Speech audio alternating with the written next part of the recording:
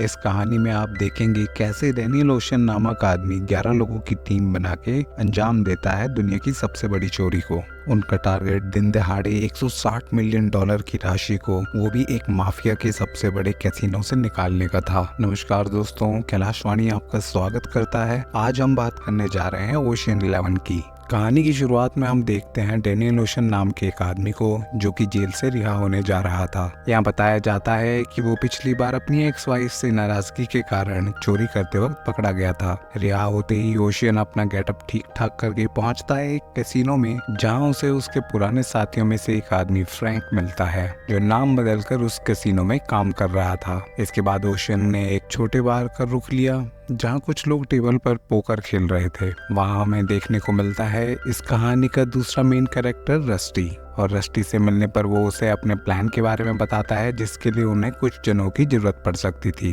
असल में ओशन अपने पुराने दोस्तों के पास एक एक करके जाकर वापस एक टीम बनाने की कोशिश कर रहा था। ऐसा करते करते उसकी टीम में अब 10 मेंबर्स जुड़ चुके थे, जिनके सभी के इस चोरी में अलग अलग स्पेशलिटी के हिसाब से रोल निर्धारित होने थे। एक आदमी की कमी अभी भी खल रही थी, तो वो अपने पुराने साथी के बेटे लाइनस को ढूंढ लेते हैं जो कि हाथ की सफाई में माहिर था। उनकी पूरी टीम एक से बढ़कर एक नमूनों से भरी हुई थी। कहानी में बताया जाता है कि जिस लास वेगास के कसीनो को वो लूटना चाहते थे, उसकी सिक्योरिटी को भेद पाना नामुमकिन था। और कहानी इसी के साथ शिफ्ट होती है उस वेयर हाउस में जहाँ पे उन्होंने ये सब प्लानिंग करनी थी। कसीनो ओनर एक ऊंची पहुंच रखने वाला माफिया बॉस टेरी बेनेडिक्ट था, जो दिन में एक बार 2 घंटे के लिए अपने कसीनो का मुआयना लेने वहां पहुंचता था। उसके अंदर 3 कसीनो थे, जिनका एक मेन वॉल्ट जो जमीन से 200 फीट नीचे था, जहां मार्केट के मेन दिनों में 160 मिलियन तक का कैश रखा जाता था। वहां पहुंचने के कई पड़ाव थे, जिनके पासवर्ड हर 12 घंटे में चेंज होते थे। चारों तरफ सीसीटीवी का पहरा और पूरे कसीनो में अव्वल दर्जे की सिक्योरिटी के बीच वहां चोरी करना एकदम नामुमकिन सा था। सबसे पहले तो फ्रैंक और मलाय भाइयों को रेकी के लिए कसीनो में तैनात किया जाता है। बेशर को भी इलेक्ट्रिसिटी गायब करने का काम दिया गया था, और इसी के साथ लिविंगस्टन हैकिंग स्किल्स में निपुण था, तो उसे सिक्योरिटी सिस्टम सीसीटीवी कंट्रोल का जिम्मा दिया गया। और एक समय तो सिक्योरिटी सिस्टम में अपने गैजेट को प्लांट करते वक्त लिविंगस्टन पकड़ा ही जाने वाला था, लेकिन जैसे तैसे वो वहां से निकलने में कामयाब हो गया। लाइनस की जिम्मेदारी थी बेनेडिक्ट पर नजर रखने की, लेकिन वो इससे ज्यादा इन्वॉल्वमेंट चाहता था। सॉल की जिम्मेदारी थी विस्फोटक को वॉल्ट के अंदर पहुंचाने की, जिसके लिए सॉल एक बड़ा बिजनेस टाइकून बन के वहां पहुंचता है और बेनेडिक्ट से कहता है कि उसका ब्रीफ केस एक सिक्योर जगह पर रखा जाए। सॉल को एक इम्पोर्टेंट क्लाइंट समझते हुए वो उनकी बात मान जाता है। तभी अचानक रस्टी वहां देखता है टेस को, जो ओशन की एक्स वाइफ थी, और उसे कहीं ना कहीं शक होने लग गया था कि ओशन ये सब अपनी बीवी को वापस पाने के लिए कर रहा है। असल में ओशन के जेल जाने के बाद टेस अब बेनेडिक्ट के साथ रिलेशन में थी। ओशन चाहकर भी खुद को टेस से मिले बिना रोक नहीं पाया, और ये बेनेडिक्ट अपनी आंखों से देख चुका था, एंड उसने अपने आदमियों की उस पर निगरानी रखने का ऑर्डर दे दिया। वहीं लाइनस भी ओशन की परछाई बना हुआ था। अब वो ऐसा क्यों कर रहा था, ये कुछ देर में आपको पता लगेगा।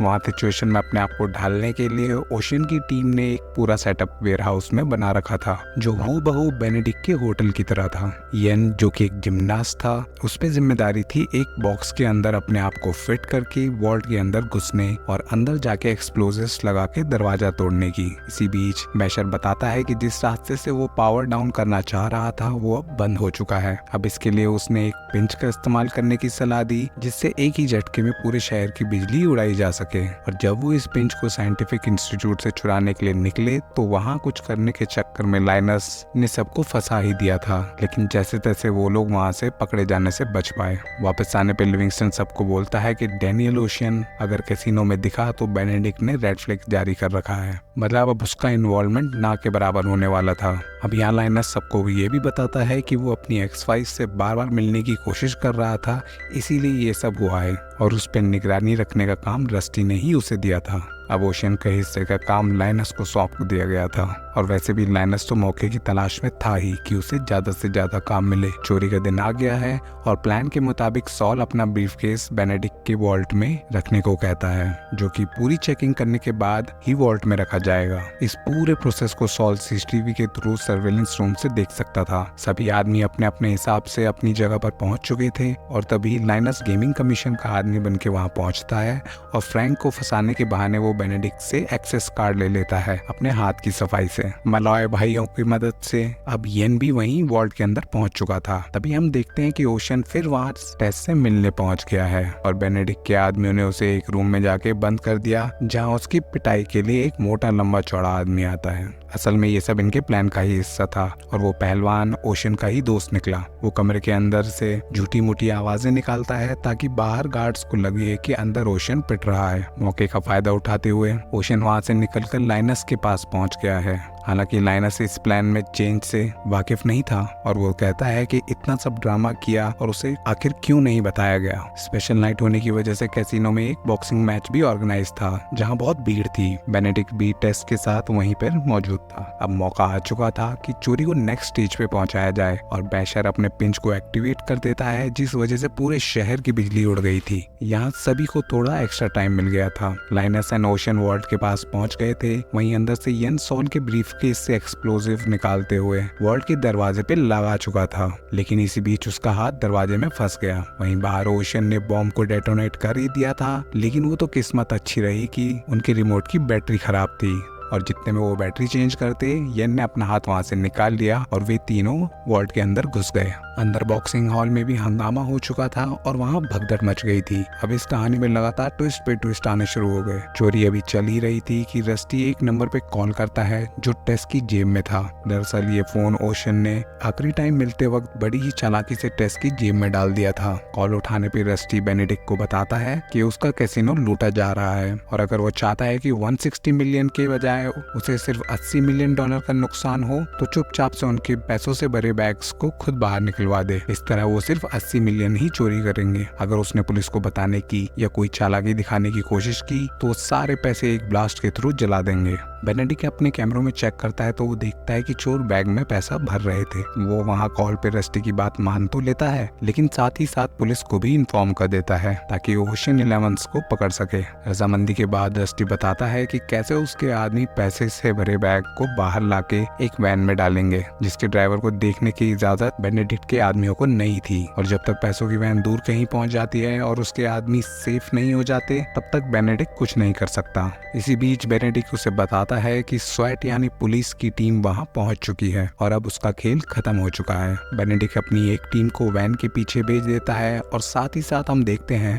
पुलिस की टीम वर्ल्ड के बाहर पहुंच चुकी है और बेनेडिक्ट ये सब अपने कैमरे के स्क्रीन पर देख रहा था। वो देखता है कि पुलिस वहां घुसी ही थी कि पुलिस और ओशन के आदमियों के बीच में मुठभेड़ होने लगी, लेकिन स्वैट द्वारा बिजली कट कराने की वजह से उसे सिर्फ आवाजें सुनाई दे रही थी। और जब कैमरा दोबारा ऑन होते हैं तो वो देखता है कि वॉल्ट के अंदर पैसों में ब्लास्ट हो चुका है। वहां पहुंचने पर पुलिस के आदमी बताते हैं कि चोर कहां गए किसी को नहीं पता और गुस्से में बेनेडिक्ट पुलिस की टीम को वहां से दफा होने को बोल देता है। दूसरी तरफ जब बेनेडिक्ट के आदमी वैन पे पहुंचते हैं तो उन्हें पता लगता है कि वैन रिमोट कंट्रोल से चल रही थी और उसमें भी ब्लास्ट हो जाता है और सारे पैसे जल जाते हैं। लेकिन उसका आदमी बताता है कि ये जो पैसे जले हैं वो सब नकली थे और ध्यान से देखने पे पता लगता है जो पैसे वॉल्ट के अंदर खाक हुए हैं वो भी नकली ही है। बेनेडिक्ट अपने आदमियों को चोरी की फुटेज चलाने को कहता है और अब यहाँ कहानी का सबसे बड़ा ट्विस्ट आता है और पता चलता है कि चोरी कब एंड कैसे हुई। फुटेज में वो देखते हैं कि फ्लोर पे उसके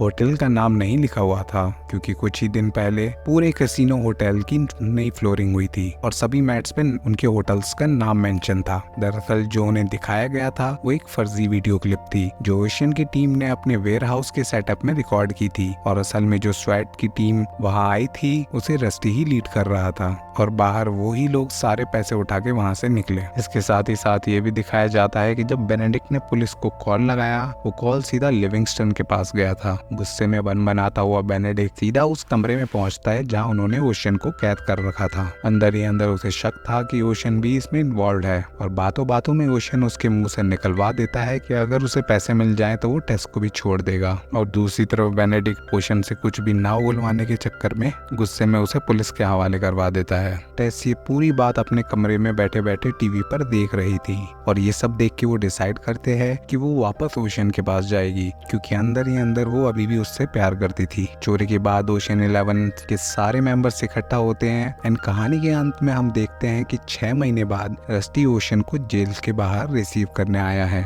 और उसके साथ टेस भी है। और इसी सीन के साथ हो जाता है कहानी का दी एंड। अगला वीडियो इस मूवी का नेक्स्ट पार्ट ही होगा, तो साथ बने रहने के लिए इस चैनल को करें सब्सक्राइब और वीडियो को करें लाइक। धन्यवाद।